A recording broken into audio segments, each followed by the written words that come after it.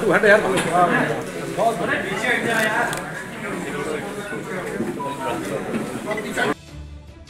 मैं संबंध बनाने के लिए कहता और वो औरतें मुझे गाली देने लगती। मैं उन्हें छूता तो धक्का देकर गिरा देती थी। फिर मुझे गुस्सा आ जाता था। मैं सोचता था कि मेरे साथ ऐसा क्यों किया। इसके बाद मैं उन्हें मार डालता था। ऐसा कहते हुए 6 महिलाओं का हत्यारा कुलदीप गंगवार खिलखिलाकर हंसने लगता है, अजीब तरह से अपना सिर हिलाता है। फिर एसएसपी अनुराग आर के कंधे पर हाथ रखकर मीडिया वालों की तरफ इशारा करता है और कहता है, वो भैया कुछ पूछ रहे हैं, सब कुछ तो बता दिया है, बोल तो दिया कि सभी औरतों को गला दबाकर मारा है। दरअसल 13 महीने के भीतर एक ही पैटर्न से बरेली में 11 महिलाओं की हत्या की गई। हत्या का पैटर्न एक जैसा था। लगातार एक के बाद एक महिलाओं की हत्या से पुलिस के हाथ पांव फूल गए थे। मामला बरेली जिले के शाही और शीशगढ़ इलाके का है, जहां पिछले 13 महीने के अंदर 11 महिलाओं की हत्या की गई। सभी केस अनसुलझे थे। सभी हत्याएं एक ही पैटर्न पर हुई थी। महिलाओं की हत्या साड़ी या दुपट्टे से गला दबाकर की गई थी। उनकी उम्र 40 से 65 साल के बीच थी।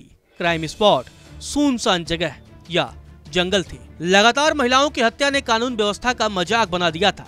ऐसे में पुलिस ने हत्यारे को पकड़ने के लिए टीमों का गठन किया।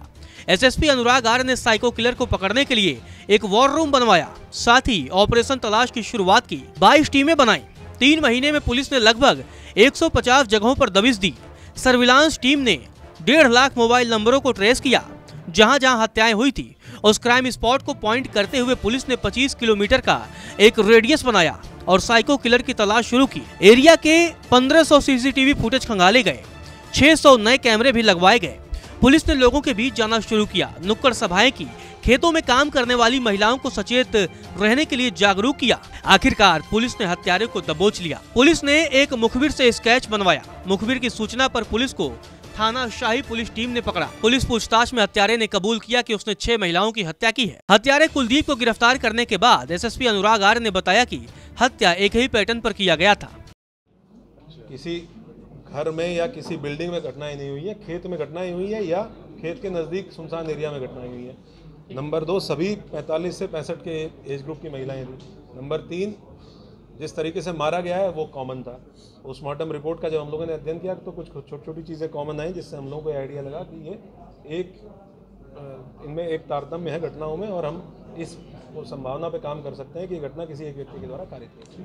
हत्यारे को किस तरह पकड़ा गया, इस बारे में पुलिस ने जानकारी दी और बताया कि इसके लिए 22 टीमों का गठन किया गया। तो हम लोगों ने अलग अलग टीमें 22 टीमें लगाई थी। उसके साथ साथ इसको एक ऑपरेशन तलाश का नाम दिया था। एक वॉर रूम तैयार किया गया, उसमें पूरा डेटा फीड किया गया, बहुत सारे चार्ट्स तैयार किए गए।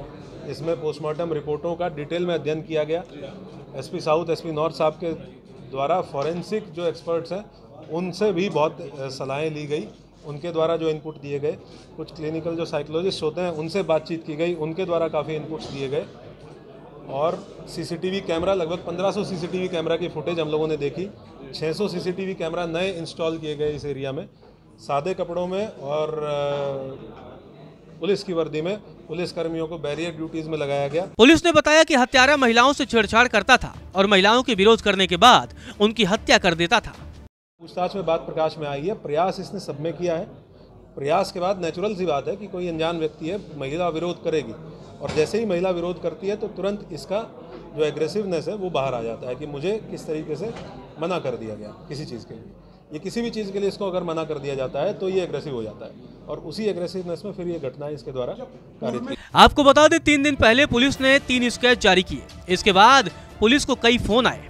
मुखबिर के कंफर्मेशन के बाद एक किलर को गिरफ्तार किया गया। हत्यारा नवाबगंज थाना क्षेत्र के गांव बाकरगंज समूहा का रहने वाला है। उसकी मानसिक स्थिति ठीक नहीं बताई जा रही है। हत्यारे कुलदीप की हरकतों की वजह से उसकी पत्नी भी उसे छोड़कर चली गई थी। इसके बाद उसने महिलाओं की हत्या करना शुरू कर दिया। पुलिस पूछताछ में साइको किलर ने कई चौंकाने वाले खुलासे किए। हत्यारे ने पुलिस को बताया कि मेरी 2 सगी बहनों और माँ की मौत हो गई थी।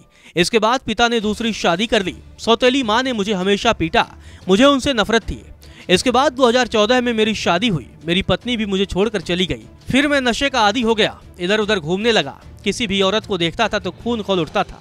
जब किसी महिला को मारने के लिए निकलता था तो पहले वह निश्चित कर लेता था कि किसी ने उसे महिला के पीछे जाते हुए नहीं देखा है। यदि पीछा करते समय रास्ते में कोई भी बच्चा, पुरुष या अन्य महिला मिल जाती थी तब उस दिन वारदात नहीं करता था। जब मौका मिल जाता तो महिलाओं को गला दबाकर मार देता था।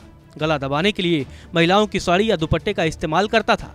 गले में बाएं तरफ साड़ी या दुपट्टे से गांठ बांध देता था। गांठ इसलिए बांधता था क्योंकि मुझे लगता था कि महिला फिर से जिंदा हो जाएगी। गौरतलब है, बरेली में पिछले 13 महीने में 11 महिलाओं की हत्या की गई। लगातार महिलाओं की हत्या के बाद पुलिस ने अब हत्यारे को गिरफ्तार कर लिया है। लेकिन यहाँ एक बड़ा सवाल यही है कि क्या पुलिस ने देरी कर दी?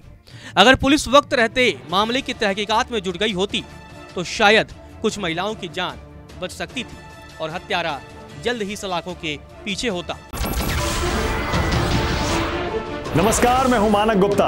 अगर आपको हमारा ये वीडियो पसंद आया हो तो इसे लाइक और शेयर जरूर करें और हाँ, हमें सब्सक्राइब और फॉलो करना ना भूलें ताकि आप देश और दुनिया की कोई खबर मिस ना करें। तो जुड़े रहिए हमारे साथ और देखते रहिए न्यूज़ 24।